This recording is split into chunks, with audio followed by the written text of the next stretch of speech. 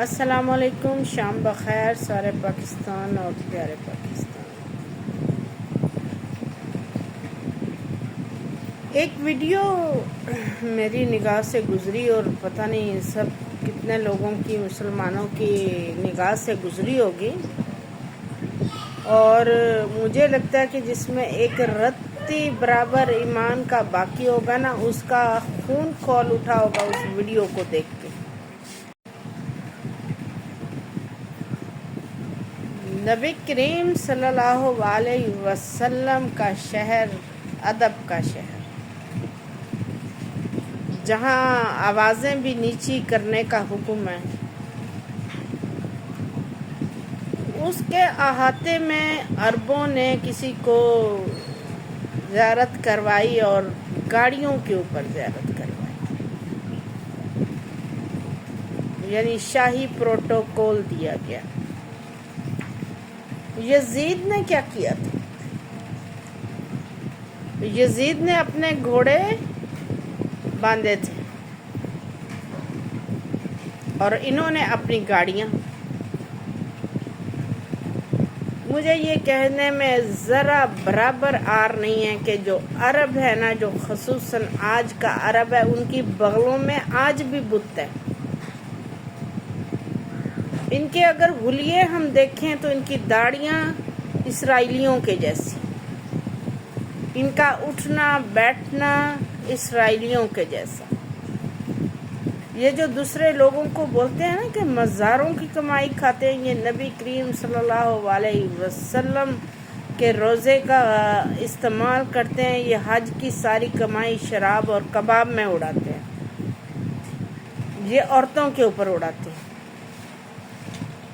جب پاکستان کے کچھ لوگوں نے غلط حرکت کی، انہوں نے وہاں پر جو ہے نا بے ادبی کی تھی روضہ رسول پر، تو ان کو سزائیں دی گئیں، اور میں آج بھی یہ کہتی ہوں کہ وہ بالکل ٹھیک دی گئی تھی، وہ اسی چیز کے حقدار تھے۔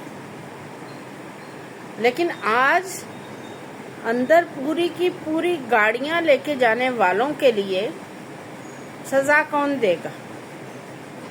نبی کریم صلی اللہ علیہ وسلم نے فرمایا کسی عربی کو کسی اجمی پر اور کسی اجمی کو کسی عربی پر کوئی فضیلت حاصل نہیں۔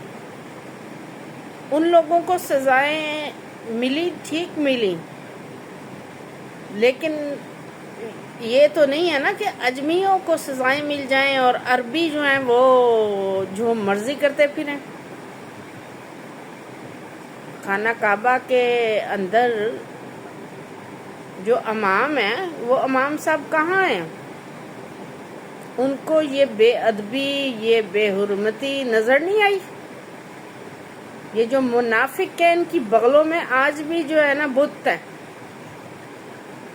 اور اگر اللہ چاہتا، اور یقیناً اللہ ان لوگوں کی حرکتیں دیکھ رہا ہے نا، کہ جہاں آواز اونچی کر کے بات کرنے کا بھی حکم نہیں ہے، وہاں گاڑیاں انہوں نے چڑھا دیں تو وہ ان کو دھنسا دیتا وہیں کہیں، اور ہمارے دل تو ٹھنڈے ہوتے کہ ان کی گاڑیاں دھسا دی جائیں زمین میں، اور بے شک یہ اسی قابل ہیں۔ اور یہ نظارہ دیکھ کے کہ درجنوں کے حساب سے گاڑیاں جو ہے نا اندر داخل کی گئی ہیں، اور گاڑیوں کے اوپر شاہی پروٹوکول کے ساتھ جو ہے نا وزٹ کروایا گیا۔ کس کو کروایا گیا؟ اور تم کس کو شان و شوکت دکھا رہے ہو؟ نبی کریم صلی اللہ علیہ وسلم کے روزے پہ جا کے کس کو شان و شوکت دکھا رہے ہو؟ اس کو جو دو جہانوں کا خود مالک ہے، جو چاہتا تو اپنے رب سے کہتا تو دنیا کے تمام خزانے میرے نبی کریم صلی اللہ علیہ وسلم کی قدموں کی ٹوکر پہ ہوتے، جو جنت کا مالک ہے، جس کے لیے کائنات بنائی گئی۔ ان دو کائناتوں، ان دو جہانوں کے مالک کو تم اپنا روب دکھا رہے ہو، تم اپنی گاڑیاں دکھا رہے ہو، تم ڈوب کے کیوں نہیں مر گئے؟ اور اللہ تمہیں یقیناً اس چیز کا صلہ دے گا۔ تم بے ادب ہو، تم گستاخ ہو. اور میرا خیال ہے کہ ہر مسلمان کو اس کے اوپر اپنی آواز بلند کرنی چاہیے. نبی کریم صلی اللہ علیہ وسلم کے روزے کی گستاخی ہے یہ گستاخ رسول ہیں. ہم ڈنمارک والوں کو روتے ہیں، ہم فرانس والوں کو روتے ہیں، ہم یہود و نصارہ کو روتے ہیں، اور خود ہمارے اندر سے اٹھ کے وہ لوگ جو ٹھیکیدار بنتے ہیں مکہ کے، وہ جو ٹھیکیدار بنتے ہیں مدینہ کے، وہ اٹھ کے گستاخیاں کر رہے ہیں. اور ہماری زبانوں کو تالے لگے ہوئے ہیں کہ ہم بول نہیں سکتے، ہم احتجاج نہیں کر سکتے، ہم ان سے بات نہیں کر سکتے. کیا ہم مسلم نہیں ہیں؟ اگر مکہ اور مدینہ سعودی عرب میں آ گیا ہے تو وہ اس کے مالک نہیں بن گئے ہیں. وہ ہمارا قبلہ ہے، وہ ہمارے بھی نبی کریم صلی اللہ علیہ وسلم. ہم بھی ان کے اتنے ہی غلام ہیں جتنے یہ ہیں. اور ان کو اسرائیل سے محبت ہے. کبھی یہ اسرائیل والوں کو پورا کا پورا شہر دے دیتے ہیں کہ تیار کر لو اس شہر کو جہاں دجال نے آنا ہے. ارے کم بختو، تم اعلی کار ہو ان کے، تم اسرائیلیوں کے اعلی کار ہو. اتنے ظالم ہو. میں کہتی ہوں مکہ والے جو ہیں کتنے ظالم ہیں. نبی کریم صلی اللہ علیہ وسلم کے زمانے میں بھی انہوں نے ظلم کیا، اور ان کے اندر سے منافقت آج بھی نہیں جاتی. اور اگر ہم نہیں بولتے نا تو ہم سا بڑا منافق بھی کوئی اور نہ ہوگا. ہم گنہگار ہیں، ہمیں معلوم ہے، سیاہ کار ہیں، ہمیں معلوم ہے. ہم اس قابل نہیں ہیں کہ ہم نبی کریم صلی اللہ علیہ وسلم کا سامنا کر سکیں گے. ہم نہیں کر سکتے. لیکن اس بے ادبی پہ ہمارا خون کھول رہا ہے.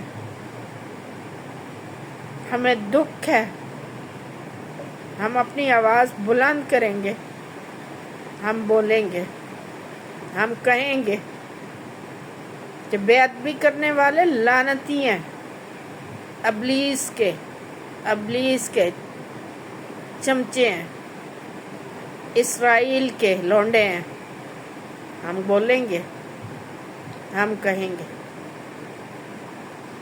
ہمارے علماء کو آواز بلند کرنی چاہیے، ایک ایک مسلمان کو آواز بلند کرنی چاہیے. اور اللہ تعالیٰ ان کو سزا دے اس چیز کی. جو بے ادبی انہوں نے کی ہے نا، اس کی سزا دے. یزید نے اپنے گھوڑے باندھے تھے نا، اس کی سواری تھی. تو گاڑیاں کیا ہیں؟ آج کے دور کی سواری ہے. ارے کم بختو، تم تو جوتا پہن کے بھی نہیں چل سکتے. بے ادبو، تم گاڑیاں لے کے گھس گئے. ہم تو یہی کہیں گے کہ اللہ ایسے لوگوں کو غارت کر دے. اللہ ان لوگوں کے ہاتھوں میں مدینہ اور مکہ کی جو ہے نا چابیاں دے جو اس قابل ہوں، جو بیٹھ کے تماشا دیکھ رہے ہیں. ہم کیسے ان کو اس قابل سمجھے کہ وہ اس قابل ہیں؟ اس گستاخی پر ہمارا دل خون کے آنسو رو رہا ہے. اور اس گستاخی کے اوپر گستاخوں کو سزا دی جائے. میں کس کو کہوں؟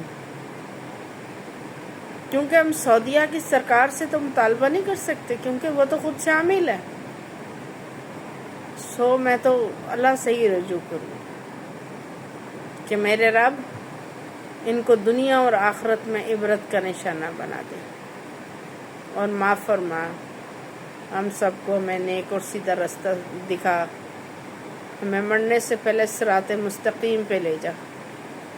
اللہ تیری رحمت اور تیری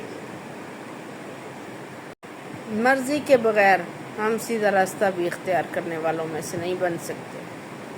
ہم مجبور ہیں، ہم کمزور ہیں.